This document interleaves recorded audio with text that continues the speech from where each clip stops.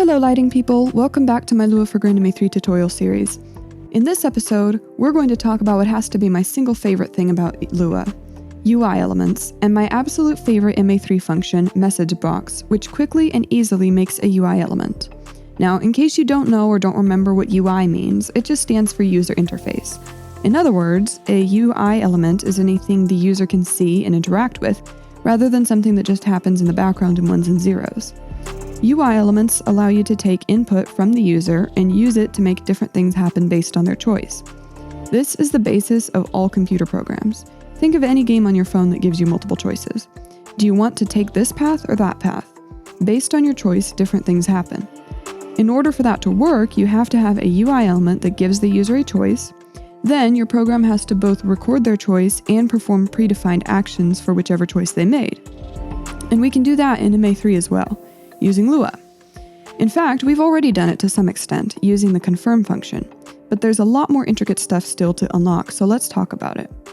Now, at some point in the future, I will definitely make a video about building custom UI elements, but it's complex and requires a lot of code. So for now, we're going to focus on MA3's built-in MessageBox function, which already gives a lot of options with relatively few lines of code. After all, you're just calling an existing function and throwing an argument in there to tell it how to execute. The thing that makes the MessageBox function unique compared to those we've looked at so far is the fact that it actually takes a table as an argument. This table will contain lots of carefully defined data rather than just one or two variables. Good thing you understand how tables work, right? And if you don't understand them too well, don't worry, because it'll make more sense once we actually use them in this episode. Now, in a minute, I'm going to show you a fully built out MessageBox with all the possible customization, but first I'm going to start with the bare minimum. You're not going to like it, but here goes. We're going to type out MessageBox like this, and now I'm going to put table constrictors or braces in here and hit enter just for visibility. The only table element that is 100% required to prevent the function from causing an error, which is what would happen if you called it with empty parentheses, is the title. So that looks like this. Title equals, I'm just going to put title. I'm going to go run this.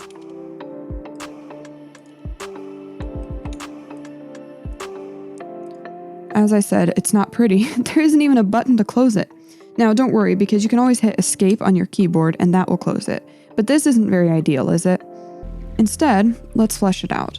So I'm going to go back in here and show you this completely fleshed out, full of all of the information MessageBox function that I have made. And this one has lots of comments, lots of specifically defined stuff. You'll be able to access this file right here if you're following along in GitHub, and you can refer back to it at any time. But for now, since I don't want to actually change this file, I'm just going to copy it.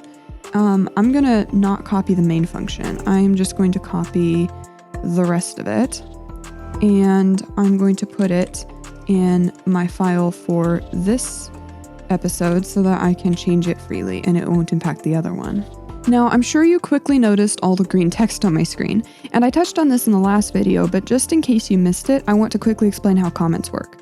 These two dashes at the beginning of a line define it as a comment. So that makes it something that the system does not read. It just ignores it when it's going through the code. You can also create multiple line comments like this, 2 dashes, 2 square brackets, and then it ends whenever the closing square brackets happen. You can use comments to either comment out code for troubleshooting purposes or to just give yourself information like I did here. This MessageBox function is complete with literally all of the information I could think of to add, including every possible value you can customize, as well as comments on all of it. Please don't hesitate to also refer to the manual, but I think in most cases my comments are better written and better illustrated since they're in line with the code than what you'll find in the manual. I also added extra information that isn't in the manual. Feel free to just read through this whole function on GitHub at your leisure and refer back to it or copy pieces as often as you need. My hope is that it will contain all the information you'll need as a reference, but some of these things are better explained visually, so I'm going to show you a few things. As you can see, this comment up here shows a list of the main elements included in the MessageBox function. You have a title, you have a message, you have inputs, radio selectors, swipe selectors, states or checkboxes, and commands. And I'll show you what all of those terms mean shortly. For now, I'm going to go down here and show you we have a title, we have title text color and back color and an icon. So what do these numbers for the text color and the back color actually mean? Well, it's actually a reference to something in your MA3 show file. So this one right here says 1.7. I'm going to go into MA3 and show you exactly what that is. In MA3, if we go to desk lights and color theme and edit color theme, you can find these color definitions right here. So you have a 1, 2, 3, and a 4 over here, and you have 1, 2, 3, 4, 5, 6, 7, 8, 9, 10, whatever. A whole bunch of them here. And you're actually going to be referencing the ones on the right-hand side of the screen. So you're going to want to look for the number 1, the number 7. This would be the information referenced by our first table value over there that says 1.7. It is not referencing this information here, which would be 1.10. It is 1.7. The other way you can write that would be global.selected, but put that in quotes. And if you do that, that works the same way. And again, you do not want to put the name of it as it appears over here. So like I have one that says global.alert text. The name of the color def ref is global.alert, but that's not what you want. You have to put this right here, which is alert text, or it would be 1.31 here as opposed to 1.59. And it all works. It just references the color theme in your show file. And that is the only way to set text colors. You can't actually you can't actually set an RGB value or any other type of color mixing value. You would have to go into your show file and you can actually create your own color theme. You can go down here to new color def and add a new one and make it whatever you want, and you can reference that totally. But that's what you would have to do in order to make a custom color. The next thing I'm going to mention is obviously we have this icon here, Object Smart. Okay, what is that? Well, we have a comment here which says an icon for the left side of the title bar, and that is, just to go back and show you, that's this right here. That's called Object Smart. So where does that come from? The options can be found by using list in the graphics root /texture collect /textures CMD line destination. What does that mean? Well, this one took me a bit to figure out, so I'll make sure you understand it. It is crazy, but you actually have to come in here and go CD or change destination, root, and what was it we said? Graphics root. Okay, so we have to type that. And now we're in here. It says admin at graphics root.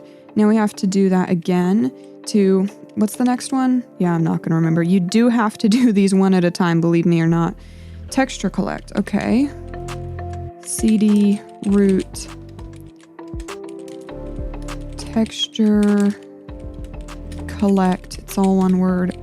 So my bad, you only use root the first time. So you're actually going to just type CD texture collect.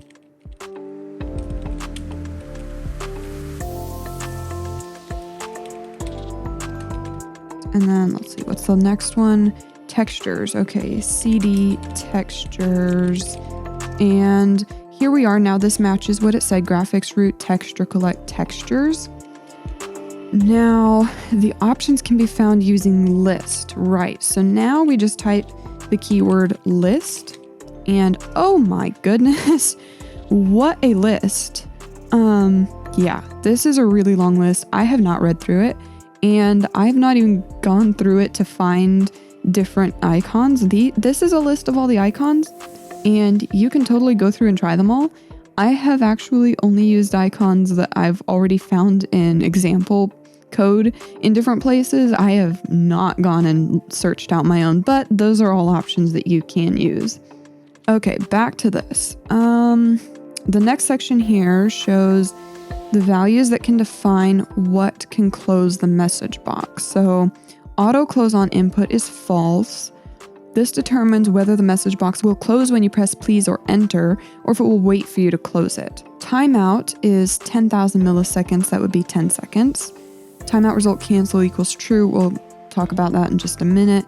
Timeout result ID 36. All right, I'll also wait a minute on that.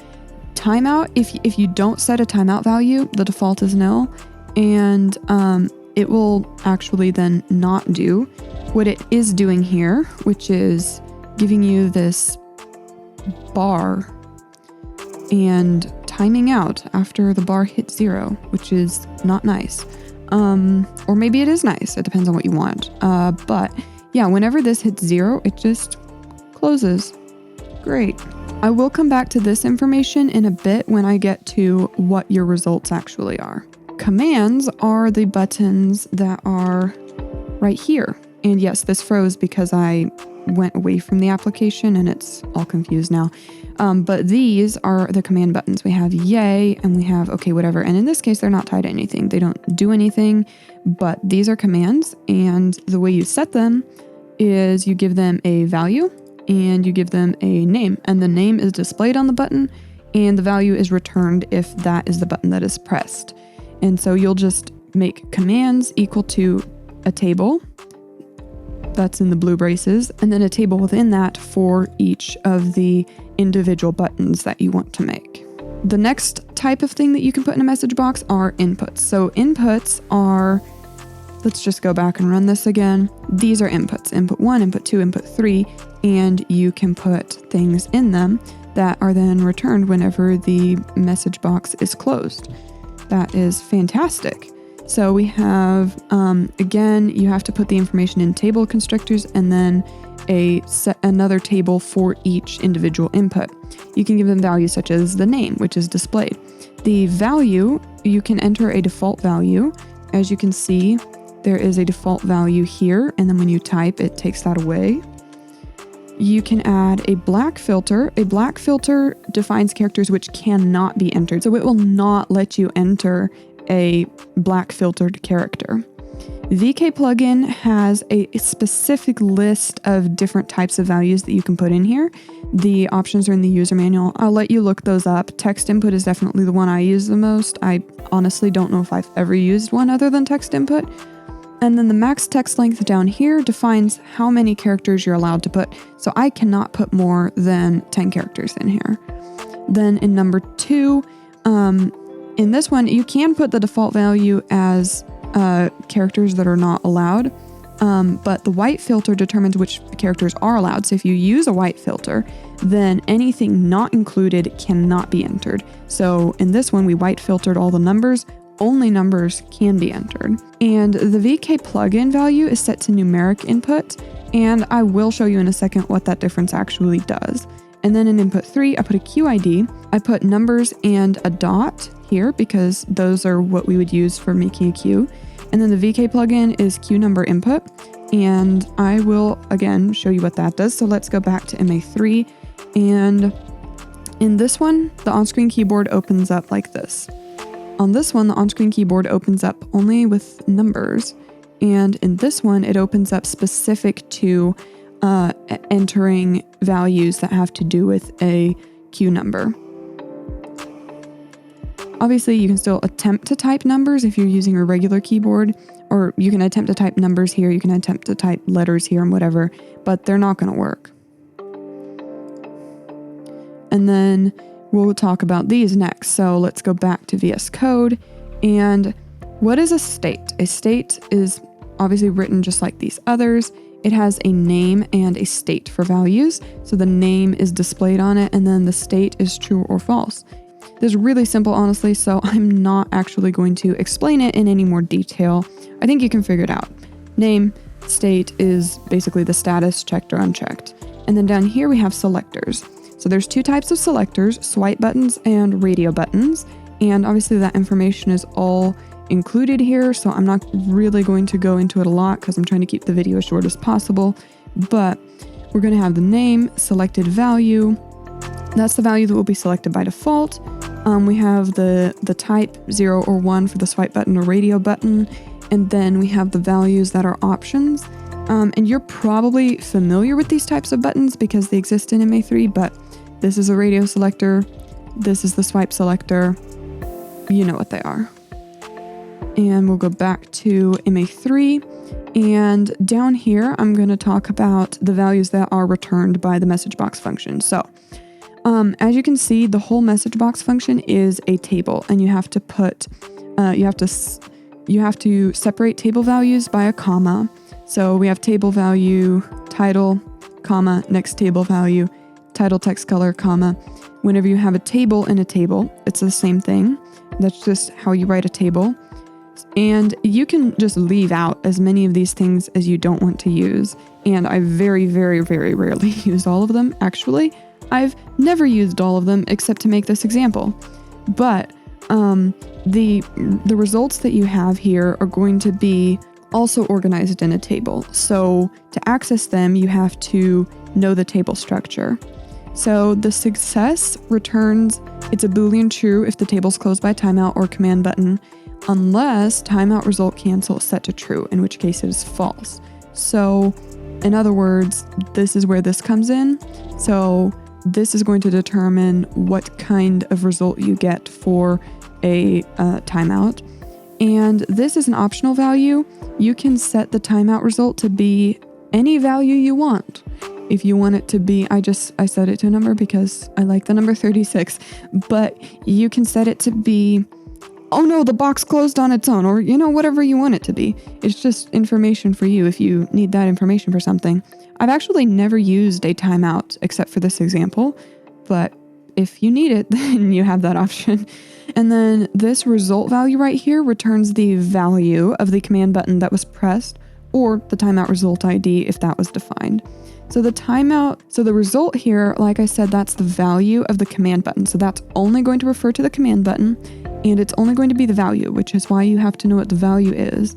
There's always going to be a number. You're going to be like, if my return table dot result is equal to 1, then do XYZ, And then the inputs returns a table. So like this table dot table, and then whatever value you have under that. And I will show you in another video how we can make a short function to actually retrieve those key value pairs, but it's not too difficult. And remember, the inputs are the values that you've input here. So the value will be the value this had when it closed, whether you replaced it or it's a default value. And by the way, you don't have to specify a default value, just so you know. And then for the states, those will be the state's names and Boolean values, so whether the state was checked or unchecked when you closed it.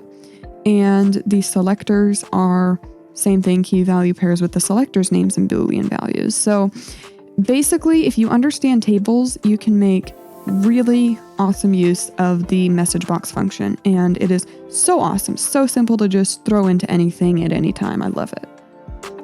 Now, this method of retrieving the individual values from tables can be tedious if you have a bunch of them. Fortunately, there are solutions, but I don't have time to explain them in this video. In the next one, I'm going to talk about generic for loops. These will allow you to go through the values in a table and gather just the information you need, much more quickly than you can by going through them individually. I guess you could see it as just a continuation of the work we've already been doing with tables. I'll see you soon. Happy lighting.